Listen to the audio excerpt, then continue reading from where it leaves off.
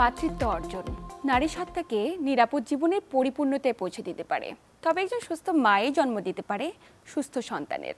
দর্শক, স্বাগত চ্যানেল 24-এর স্বাস্থ্য বিষয়ক নিয়মিত আয়োজন হেলথ ফর লাইফ অনুষ্ঠানে, powered by Team pharmaceuticals limited, এবং সাথে আছি আমি ডাক্তার অর্থি জোখরিফ। দর্শক, আমাদের নিয়মিত আয়োজনের আজকের পর্বে আমরা কথা বলবো মাতৃত্বকালীন সেবা নিয়ে, এবং এ বিষয়ে বিস্তারিত আলোচনায় আজ স্টুডিওতে আমাদের সাথে উপস্থিত আছেন অধ্যাপক ডাক্তার রিফাত আরা, স্ত্রীরোগ এবং প্রসূতিবিদ্যা বিভাগ, পপুলার মেডিকেল কলেজ হাসপাতাল এবং সাবেক অধ্যাপক, ঢাকা মেডিকেল কলেজ হাসপাতাল। ম্যাম, স্বাগত আমাদের আজকের আয়োজনে। আসসালামু আলাইকুম, সবাইকে শুভেচ্ছা। ম্যাম, আপনাকেও ধন্যবাদ। ম্যাম, আমরা কথা বলবো মাতৃত্বকালীন সেবা নিয়ে। তো গর্ভবতী মায়েদের সেবা নেওয়াটা কি কারণে এত জরুরি, এবং সেবা বলতে আমরা কি বুঝি? আসলে অ্যান্টিনেটাল কেয়ার, যেটাকে আমরা বলি যে প্রেগনেন্সি কেয়ারটা, এটা একটা মনে করেন সম্পূর্ণ সুপারভাইজড একটা কেয়ার, যেটা আমরা বলি মিনিমাম, যেটা WHO রিকমেন্ডেশন মিনিমাম 4টি সেবা, অথবা যদি কোনো প্রবলেম থাকে অবশ্যই 8টি সেবা। এর মাধ্যমে আমরা একটি মানে সুস্থ মা, সুস্থ শিশু এবং তার কোনো জটিলতা হচ্ছে কি না সেই সম্বন্ধে, প্লাস তাকে আমরা কিছু হেলথ এডুকেশনও দিয়ে দিই রিগার্ডিং নিউট্রিশন, এক্সারসাইজ, কি খাবার দাবার সে খাবে, প্লাস তার কি কি প্রবলেম, কি কি জটিলতা হতে পারে, কি কি কমপ্লিকেশনস হতে পারে, তার ডেঞ্জার সাইন্সগুলো কি, যার মাধ্যমে আমরা ঝুঁকিপূর্ণ যেগুলো আমরা বলি ঝুঁকিপূর্ণ প্রেগনেন্সি, সেগুলোকে আমরা অনেক আগে থেকে ডিটেক্ট করতে পারবো। তো এটা একটা সম্পূর্ণ সুপারভাইজড একটা কেয়ার, যার মাধ্যমে আমরা একটা সুস্থ মা এবং সুস্থ শিশু, এটা আমাদের আকাঙ্ক্ষা, মানে আমাদের এটাই ডিজায়ার। নিশ্চয়ই। তো সেক্ষেত্রে একজন মা গর্ভবতী হবার পরে কি সেবাটি নেওয়া প্রয়োজন, নাকি আগে থেকেও নিতে পারে? সাধারণত এখন আমরা যেটা বলি যে প্রেগনেন্ট হওয়ার 3 মাস আগে থেকে সে এই কেয়ারটা নিয়ে নিবে। কারণ সাপোজ সে যদি ডায়াবেটিস থাকে, সে না জানে যে ডায়াবেটিক মা, তখন দেখা যাবে যে ডায়াবেটিসের কারণে তার অ্যাবর্শন হয়ে যাবে, অথবা শিশু, যেটাকে আমরা বলি ম্যালফর্মেশন, হ্যাঁ, কনজেনিটাল ম্যালফর্মেশন, এগুলো নানা রকম প্রবলেম দেখা দিবে। তো যার জন্য আমরা বলি যে মিনিমাম সে প্রেগনেন্ট হওয়ার 3 মাস আগে অবশ্যই, এটাকে আমরা বলি প্রি নেটাল কেয়ার, মানে প্রেগনেন্সির 3 মাসে আগের কেয়ার। তারপর এই সমস্ত প্রিনেটাল কেয়ারের মাধ্যমে আমরা 3 মাস আগেই একটা মাকে বলি যে সে যেন অবশ্যই ফলিক অ্যাসিড, যেটা আমরা এখন অনেক গুরুত্ব দেই ফলিক অ্যাসিড খাওয়ার জন্য। যদি সে ঠিক মতন 3 মাস আগে ফলিক অ্যাসিড খায়, তার জন্মগত যে ত্রুটিগুলি, ম্যালফর্মেশনসগুলো, যেমন নিউরাল টিউব ডিফেক্ট, তারপর হলো অ্যানেনকেফেলি, এগুলো নানা রকম যেটা ব্রেনের প্রবলেম হয়, সেগুলো হবে না। আচ্ছা। তো এটাও একটা খুব ইম্পর্টেন্ট যে প্রেগনেন্সি 3 মাস আগে সেবাটাও, এটা হলো প্রিনেটাল কেয়ার। তার মানে কোনো মা যদি মাতৃত্ব অর্জন করতে চান, বা কোনো নারী যদি মাতৃত্বে যেতে চান, সেক্ষেত্রে 3 মাস আগে থেকে একজন স্ত্রীরোগ প্রসূতিবিদ্যা বিভাগে যোগাযোগ করাটা জরুরি। তো আপনাদের কাছে যখন গর্ভবতী হবার পরে, মানে একজন মা কনসিভ করলো, তখন আপনাদের শরণাপন্ন হয়ে থাকে, আপনারা আসলে পরামর্শ কি দিয়ে থাকেন? সাধারণত আমরা যেটা বলি যে প্রেগনেন্সি যখনই সে বুঝবে যে প্রেগনেন্ট, এখন তো সবাই কাঠি দিয়ে চেক করে ফেলে, বুঝে যায়, যখনই সে প্রেগনেন্ট অবশ্যই তখন সে সাথে সাথে আমাদের কাছে চলে আসবে। কারণ এই যে ফার্স্ট চেকআপটা, যেটা আমরা বলি যে প্রথম 3 মাসের মধ্যে যে ফার্স্ট চেকআপটা, এটা গুরুত্বটা অনেক বেশি। এই জন্য মনে করেন সে হয়তো বা প্রেগনেন্ট, কিন্তু সে বুঝতেছে না যে তার প্রেগনেন্সিটা কীরকম, তখন সে আমাদের কাছে আসলে আমরা চেকআপের মাধ্যমে একটা আলট্রাসোনোগ্রামটা অবশ্যই করতে পারি। কারণ এখন দেখা যাচ্ছে বিভিন্ন সময় যে প্রেগনেন্ট কিন্তু আসছে, আমরা দেখি আলট্রাসোনোগ্রাম করে এটা মিসড অ্যাবর্শন, মানে এটা প্রেগনেন্সি নাই। তো এটাও তো বোঝার জন্য যে প্রেগনেন্সি ঠিকঠাক আছে কি না, এটা ভাইয়েবল প্রেগনেন্সি কি না, কিংবা তার সময় কতটুকু হলো। বেশিরভাগ আরেকটা যেটা আমাদের মায়েরা প্রবলেম করে, মাসিকের তারিখটা মনে রাখতে পারে না, বলতেও পারে না। দেখা যায় যে হয়তো যদি 1 মাসের ডিফারেন্স হয়ে যায়, তো এটা ডেলিভারি ডেটের সাথে অনেক একটা মারাত্মক ইনফ্লুয়েন্স করে। তো এই যে প্রথম 3 মাসে যখন তারা আসবে, আমরা ওই সময় একটা আলট্রাসোনোগ্রাম করায় রাখি, যেটাকে আমরা বলি বেস লাইন আলট্রাসোনোগ্রাম। এর মাঝখানে আমরা বুঝতে পারি যে এই শিশুর বয়সটা কতটুকু, আর এই বয়সটা হিসাব করে আমাদের ডেলিভারি ডেট, যেটা আমরা বলি 9 মাস 7 দিন ইডিডি ডেলিভারি ডেটটা, সেটা বের করতে সুবিধা হয়। শেষের দিকে এটা খুব প্রবলেম হয়ে যায়, তখন দেখা যায় 1 মাসের ডিফারেন্স চলে আসে আলট্রাসোনোগ্রাফির মাধ্যমেও। তার মানে শুরুতে আসাটা এই কারণে এত জরুরি যাতে খুব করে মায়েরা দরকারি। বাচ্চার ডেলিভারি ডেটটা প্রপারলি করা, তারপর হলো তার কোনো ডায়াবেটিস আছে কিনা, রক্ত স্বল্পতা আছে কিনা, থাইরয়েড প্রবলেম আছে কিনা। যেমন অনেকে প্রথম বুঝে না, প্রথম 3 মাসে অনেকেই জার্নি করে, অনেক সময় অনেক ওষুধ খেয়ে ফেলে যেটা টেরাটোজেনিক, শিশুর উপরে ইফেক্ট করে। তো প্রথম 3 মাস আমরা বলি আপনি মিনিমাম ওষুধ খাবেন, ডক্টরের সাথে না জিজ্ঞেস করে কোনো ওষুধ খাবেন না। বড় জোর আমরা এই প্রথম 3 মাস তাকে একটা ফলিক অ্যাসিড আর একটা বমি কমানোর ওষুধ দিই, এই দুইটা ওষুধই দিই, বেশি ওষুধ আমরা দিই না প্রথম 3 মাস। 3 মাস পরে যখন সে 3 মাস পার হয়ে যায় তখন আমরা আয়রন দিব, ফলিক অ্যাসিড দিব। তো আয়রনের সাথে তো ফলিক অ্যাসিড থাকবেই, ক্যালসিয়াম দিব, কিন্তু এর আগে আমরা আয়রনও দিব না, ক্যালসিয়ামও দিব না প্রথম 3 মাস। নিশ্চয়ই। এক্ষেত্রে একটি বিষয় কিন্তু চলে আসে, আমাদের দেশে অধিকাংশ মায়েরা দেখা যাচ্ছে একটি নির্দিষ্ট সময় পর্যন্ত আমরা দেখতাম চিকিৎসকের কাছে যেত না। দেখা যায় বমি টেন্ডেন্সি, কোনো ফার্মাসিতে গেল বমির ওষুধ নিল, কিন্তু কোন বমির ওষুধটা তার জন্য সেফ এটা তো একজন গাইনোকোলজিস্টই কেবলমাত্র নির্ধারণ করতে পারেন। এবং এটির বাইরে তো আপনি নানা ধরনের পরীক্ষার কথা বললেন, এই যে আপনি পরীক্ষাগুলোর কথা বললেন, তাতে করে একজন নারী অ্যানিমিয়ায় ভুগছে কিনা বা রক্ত স্বল্পতায় ভুগছে কিনা এটিও তো নির্ধারণ করা যায়, বা শরীরে অন্যান্য কোনো ডিজিজ রয়েছে কিনা, কিংবা ব্লাড গ্রুপিংটা ইম্পর্টেন্ট, যে কোনো সময় যদি রক্ত কমে যায় সেক্ষেত্রে ব্লাড দেওয়াটা তো ইম্পর্টেন্ট। ম্যাম একটু যেতে চাই যে আমাদের দেশের প্রেক্ষাপটে গর্ভবতী মায়েদের রক্ত স্বল্পতা খুব প্রচলিত একটি জটিলতা, কি কারণে এত নারী রক্ত স্বল্পতায় ভুগছেন? আসলে আমাদের যেটা আমরা হিসাবে দেখি যে রক্ত স্বল্পতার প্রিভেলেন্সটা প্রায় 60-70%। এবং সবচেয়ে মজার কথা হলো যে এই রক্ত স্বল্পতা সম্বন্ধে যদি আমরা সচেতনতা তৈরি করতে পারি তাহলে অনেক আগে থেকে রক্ত স্বল্পতাটা কমে আসবে। যেমন মনে করুন প্রথম 3 মাস তো আমি আগেই বললাম যে আমরা আয়রন দিব না, হ্যাঁ, কিন্তু প্রথম যখন সে 3 মাস ক্রস করবে তখন আমরা যদি তার হিমোগ্লোবিন স্ট্যাটাসটা ওই সময় অবশ্যই দেখব, এবং যখনই আমরা দেখব যে হিমোগ্লোবিনের পার্সেন্টেজটা 10-এর নিচে তাহলে এটা মানে সে অ্যানিমিক, রক্ত স্বল্পতা।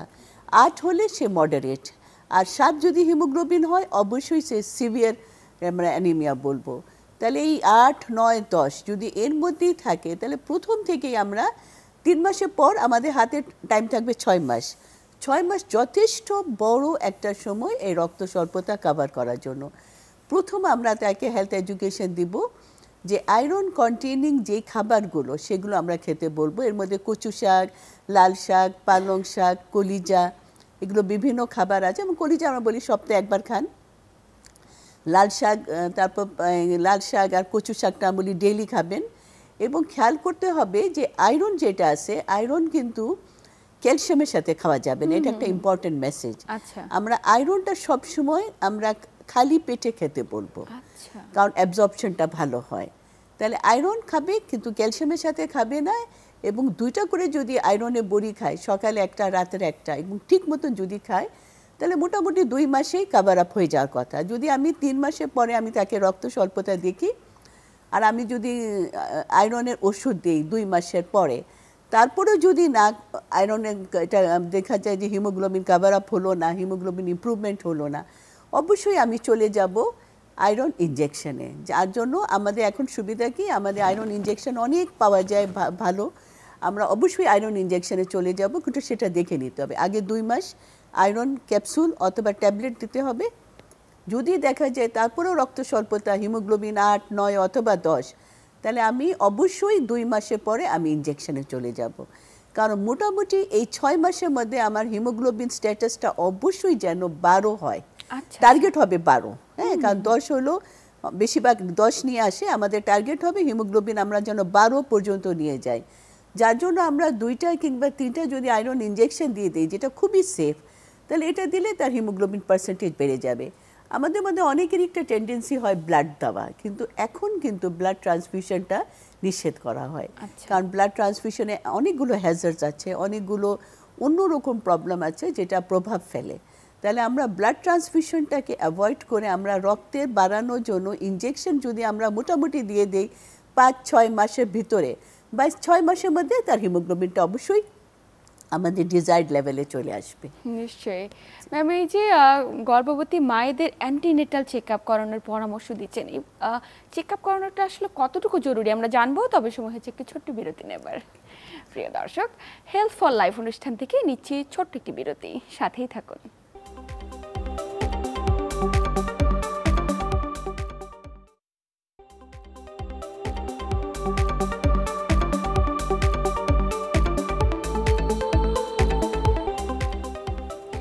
প্রিয় দর্শক, বিরতির পর আবারও সবাইকে স্বাগত জানাচ্ছি চ্যানেল 24 এর নিয়মিত স্বাস্থ্য বিষয়ক আয়োজন হেলথ ফর লাইফ অনুষ্ঠানে, powered by Team pharmaceuticals limited.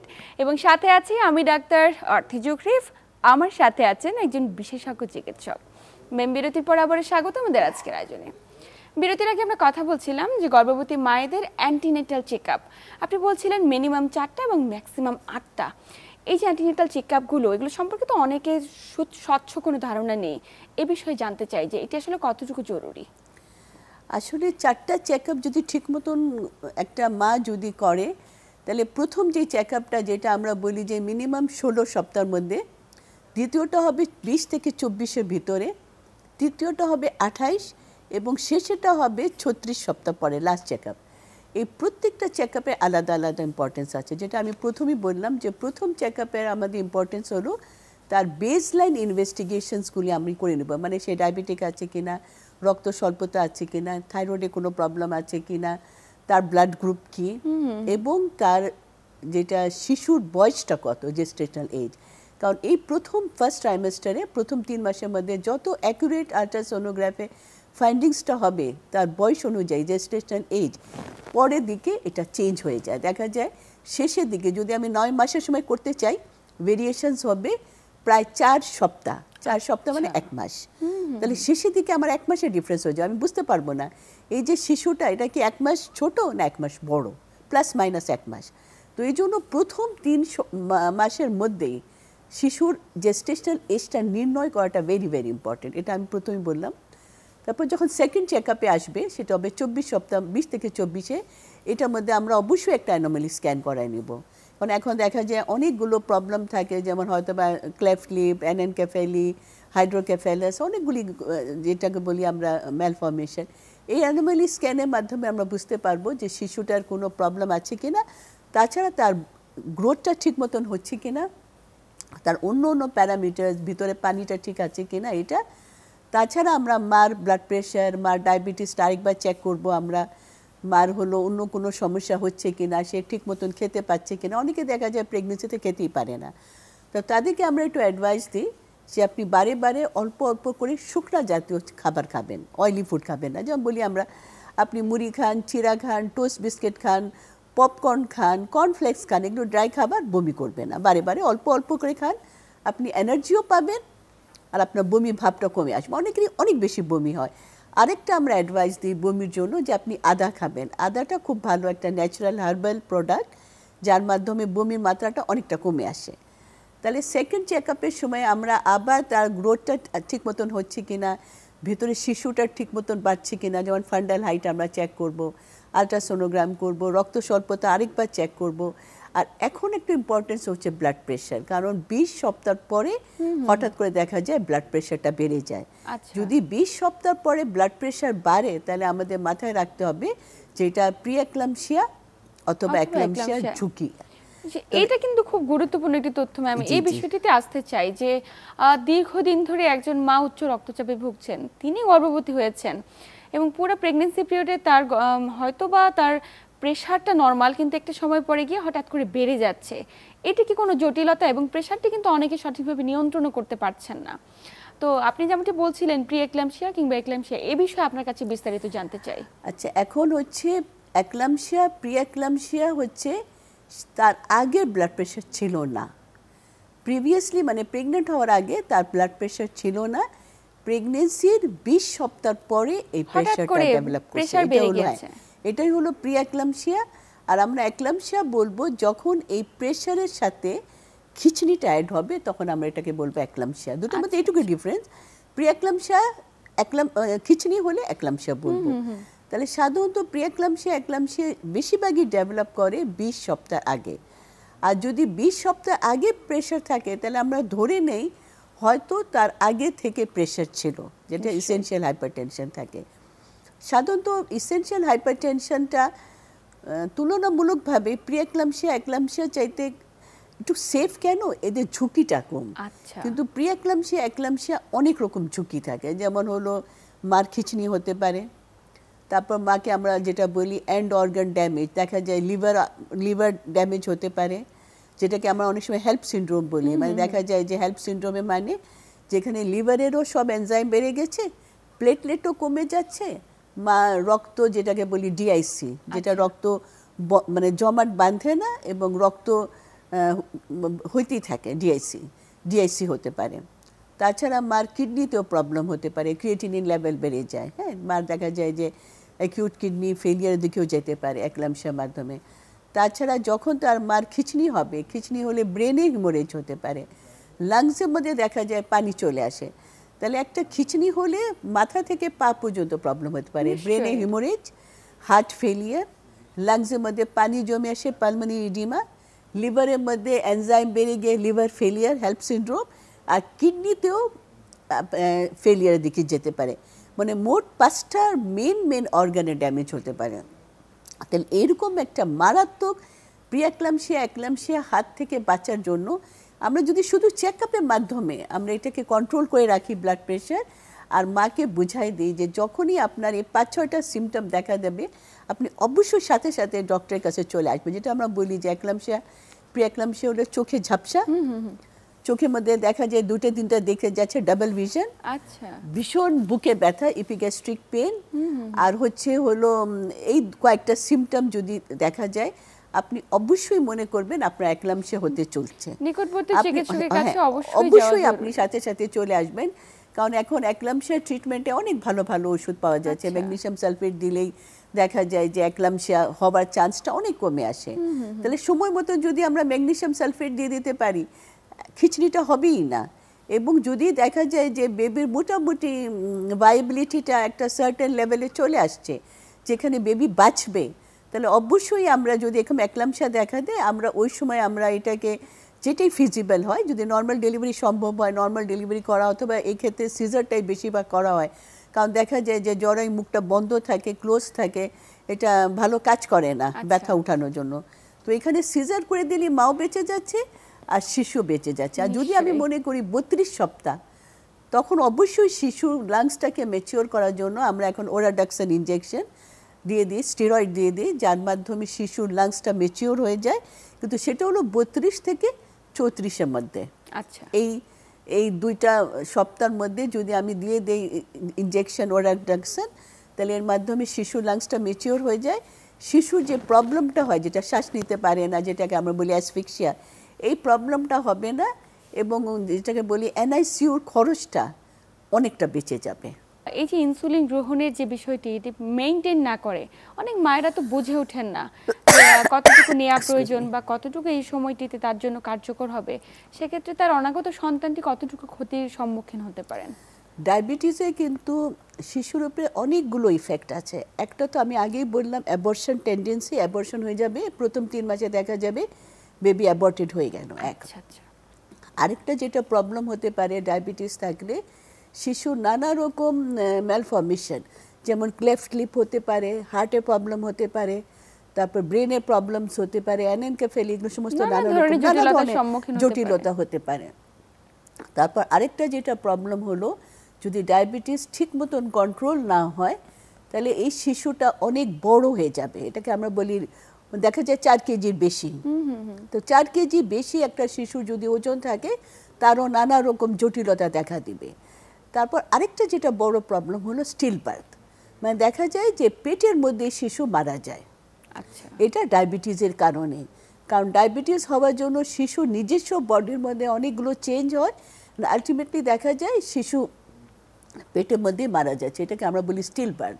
Still birth হওয়ার চান্সও অনেক বেশি ডায়াবেটিস থাকলে। সেক্ষেত্রে গর্ভবতী মায়েদের আসলে নানাবিধ জটিলতা হতে পারে, আমরা যেমনটি বলছিলাম। তাই প্রত্যেকটি মাকে অ্যান্টিনেটাল চেকআপগুলো করানোর বিকল্প কিছু নেই। আমরা আলোচনার একদম শেষ প্রান্তে, আপনাকে আন্তরিক ধন্যবাদ গুরুত্বপূর্ণ তথ্য এবং পরামর্শের মাধ্যমে দর্শকদের উপকৃত করবার জন্য। থ্যাংক ইউ, আপনাদেরকেও ধন্যবাদ। দর্শক, এই ছিল আমাদের আজকের আয়োজন। এতক্ষণ সাথে থেকে আমাদের আয়োজন দেখার জন্য সবাইকে আন্তরিক ধন্যবাদ। দেখা হবে আগামী পর্বে ঠিক একই সময়ে নতুন কোনো আলোচনায়। ততক্ষণ পর্যন্ত সবাই ভালো থাকুন, সুস্থ থাকুন এবং চ্যানেল 24 এর সাথেই থাকুন।